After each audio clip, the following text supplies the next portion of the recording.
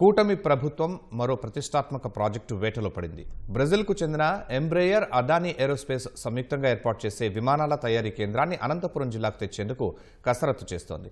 ఈ ప్రాజెక్టు కోసం ఆంధ్రప్రదేశ్తో పాటు గుజరాత్ కూడా పోటీ పడుతోంది.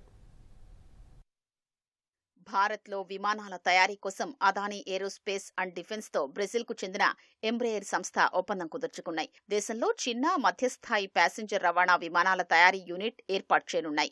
దీన్ని రాష్ట్రంలోని అనంతపురం జిల్లాకు తేవాలని అవకాశం ఉందని సమాచారం. ప్రధాన ప్రాజెక్టుగాని అనుబంధ ప్రాజెక్టుగా గాని రాష్ట్రంలో ఏర్పాటు చేయించేందుకు ప్రభుత్వం ప్రయత్నిస్తోంది.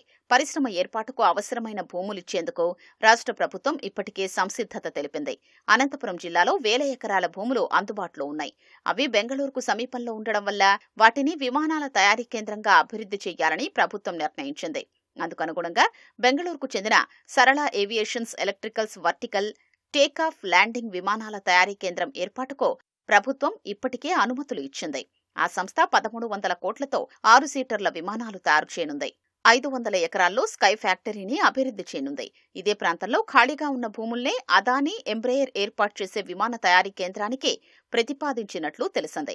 ఒకవేళ అక్కడ వద్దనుకుంటే శ్రీ సత్యసాయి జిల్లా కొడికొండ చెక్పోస్ట్ వద్ద లేపాక్షి నాలెడ్జ్ హబ్ కు కేటాయించిన 8,844 ఎకరాల భూములు కలుపుకొని 20,000 ఎకరాల్లో భారీ పారిశ్రామిక పార్కు అభివృద్ధికి ప్రభుత్వం ప్రతిపాదించింది.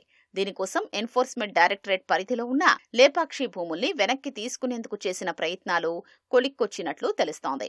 ఆ భూములకు చుట్టుపక్కల మండలాల్లోని భూముల్ని కలిపి భారీ పారిశ్రామిక పార్కు అభివృద్ధి చేసేందుకు కొన్ని మండలాల్లో ఇప్పటికే భూసేకరణ ప్రక్రియ మొదలుపెట్టింది.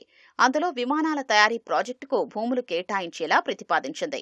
ఈ భూములు బెంగళూరు దేవనహళ్లి అంతర్జాతీయ విమానాశ్రయానికి దగ్గరగా ఉండడం కలిసొస్తుందని ప్రభుత్వం భావిస్తోంది. కంపెనీ ప్రతినిధి బృందం ప్రాధాన్యత ఆధారంగా భూములు కేటాయించే అవకాశం ఉంది.